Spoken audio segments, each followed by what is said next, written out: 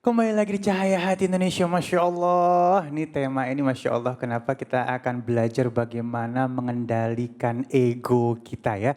Kendalikan egomu. Seperti kita ketahui ego di sini adalah keinginan. Nah keinginan ini bisa kita hubungkan dengan nafsu. Nah nafsu ini ya artinya harus kita kendalikan. Kalau enggak kita dikendalikan oleh nafsu, Masya Allah. Baik, Guru, ini kalau ngomongin ego setiap manusia pada dasarnya memiliki sifat ini. Nah, bagaimana sih kita tahu ini ego yang harus kita maintain atau kita jaga atau ini ego yang akan menjerumuskan kita ke nerakanya Allah. Nah ini untuk bedainya agak susah nih guru, mohon ilmunya guru. Ustaz Sukilus ya kan? Ini mestinya beliau dulu nih manzilahnya gitu. Baik, mungkin kalau seorang punya ego apalagi kemudian memaksakan bahwa semua orang harus ambil pendapat dia ya dan misalnya menerima apa yang dia ucapkan. Saya mungkin pengen sampaikan sebuah athar ya dari Sayyidina Umar radhiyallahu anhu yang menyebutkan bahwa 3 perkara yang menghancurkan itu ya di samping syuhun muta wa hawan muttaba, kekikiran yang diikuti atau ditaati, kemudian hawa nafsu, mengikuti hawa nafsu, yang berikutnya adalah ijabul mar'i binafsihi. Saya pikir orang memaksakan keinginan, kehendak, pendapat, atau apapun ya dalam lingkungan di rumah tangga misalnya. Kadang-kadang misalnya suami istri karena lagi banyak work from home, ini suami di rumah, istri di rumah, gara-gara geser sofa aja bisa ribut gitu. Udah deh kamu gak tahu apa-apa, kan saya dulu kuliahnya jurusan itu gitu kan Oh, misalnya ada kan. ya gitu ya guru. Ah, sehingga kemudian kemarin ada beritanya juga tingkat perceraian begitu luar Naik, biasa. Mungkin biasanya misah nih sekarang udah ngumpul. 5 bulan di rumah ngelihat dia lagi gitu ya Kiai ya.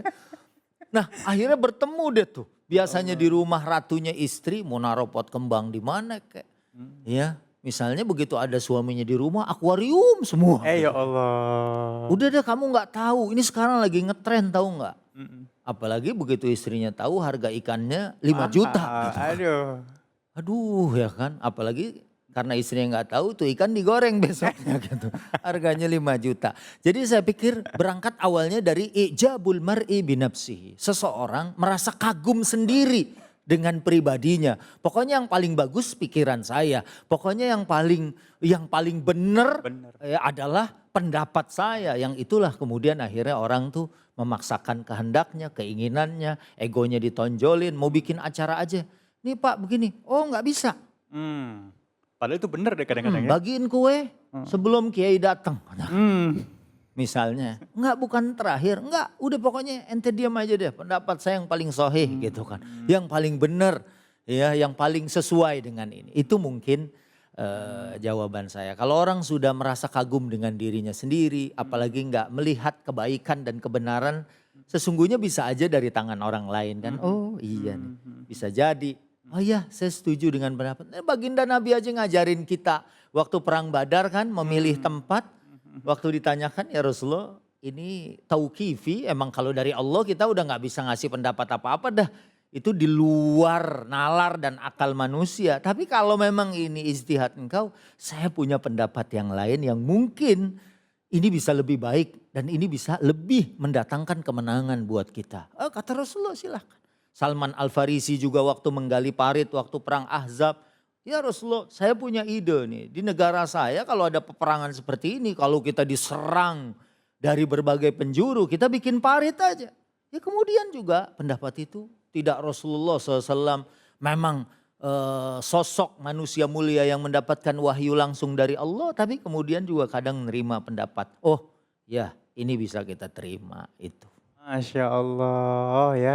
Kalau udah ego buta deh tuh yang gak dapet ilmu dari orang pengen yang bener kita aja ya. Masya Allah. Baik Kiai mungkin ada yang ingin ditambahkan mengenai ego nih. Dan mungkin apa sih kadang-kadang kita pada gak sadar tuh. Jadi apa hatinya ketutup kalau udah ego tuh. Silahkan Kiai. Memang egois ini murni sifat manusia. saking murninya kebanyakan kita nggak tahu sifat egois itu ketika muncul ke permukaan dalam diri kita. Nggak sadar. Egois itu adalah sifat yang mau mementingkan diri sendiri tanpa peduli, tanpa ragu walaupun itu melukai orang lain.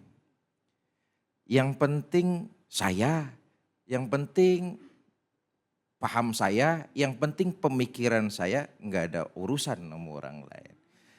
Nah, ini bagian dari akhlak mazmumah yang harus dihindari. Karena dampaknya nanti akan membinasakan datangnya kehancuran bagi yang mengikuti sifat itu.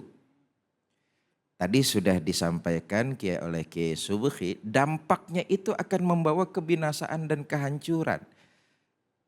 Berkawan, bersosialisasi di masyarakat, kalau membawa sifat egois, maka akan mudah dijauhkan oleh teman-teman. Mungkin 1 minggu, 1 bulan, 1 tahun, nggak ketahuan. Tapi di tahun berikutnya tampaklah.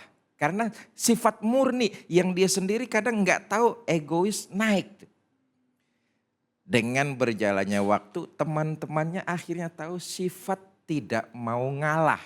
Mau menang sendiri. Akibatnya teman-temannya menjauhi. Itu dalam pergaulan di masyarakat. Dalam kehidupan berumah tangga pun akan menghancurkan dirinya. Betapa banyak sepasang suami istri yang waktu honeymoon mungkin akan indah terasa. Kenapa? Sifat itu belum keluar. Iya, masih ditaruh, masih dipendam. Namanya honeymoon, pengantin baru, sayur keasinan juga indah. Iya benar guru. Tapi punya anak 2, jangan keasinan, enggak pakai garam, melotot matanya dia maki-maki istrinya itu. Nah, itu akan menghancurkan dirinya sendiri dan akan membawa penyesalan pada akhirnya. Berapa banyak tadi Kiai Subi sudah menyampaikan tingkat perceraian begitu tinggi yang disebabkan karena suami dan istri masing-masing nggak ada yang mau ngalah. Berumah tangga itu bukan siapa yang kalah. Berumah tangga itu adalah sama-sama bisa memanage ego. Karena sifat dasar manusia itu memiliki ego, tapi memanage ego itu lebih penting. Jadi berumah tangga bukan siapa yang kalah. Umumnya kan begitu persepsinya. Karena itu memaksakan kehendak yang beliau sampaikan tadi. Memaksakan kehendak. Baik suami maupun istri sama-sama dua-duanya punya keinginan yang harus dituruti. Pokoknya kalau enggak aturan saya, pulangin saya ke rumah emak saya. Misalnya. Ini pun enggak benar seperti itu. Itu dalam berumah tangga membawa kebinasaan dan kehancuran bagi yang mengikuti sifat ego. Dalam mengolah negara, pemimpin kalau sudah ego yang dikedepankan, ego itu sama juga mementingkan diri, mementingkan kelompok. Orang yang berbeda pendapat dibungkam. Orang yang berbeda pemikiran disikat. Bahkan lebih dari itu, proyek-proyek dijadikan bancakan hanya untuk kepentingan pribadi dan kelompoknya. Ini egois. Maka pada akhirnya akan mendatangkan bencana buat pribadi. Khawatirnya bencana itu mengikuti melebar untuk masyarakat. Nauzubillah. Zalik ya. Mungkin Ustaz Subki ada yang ingin ditambahkan sedikit lagi? Ya, tadi saya nyambung Kiai Fikri ya, bahwa pemimpin beliau sebut. Kalau kita misalnya imam sholat, berguru dari ayahanda beliau deh. Imam sholat aja kalau bawa ego, saya yang di depan. Dia baca aja Al-Baqarah dari awal sampai Ya akhir. Ya kan? Allah. Bubar jamaahnya. Jamaahnya bubar. Tapi itu pernah kan terjadi di zaman Nabi SAW. Orang imamin subuh sampai terang. Ada yang ngadu sama Rasulullah, dia Masya Allah sampai mungkin sekitar jam 6 lah waktu kita dari. Jangan. Ya supaya walaupun kita sekarang lagi megang, kan jadi imam terserah kita.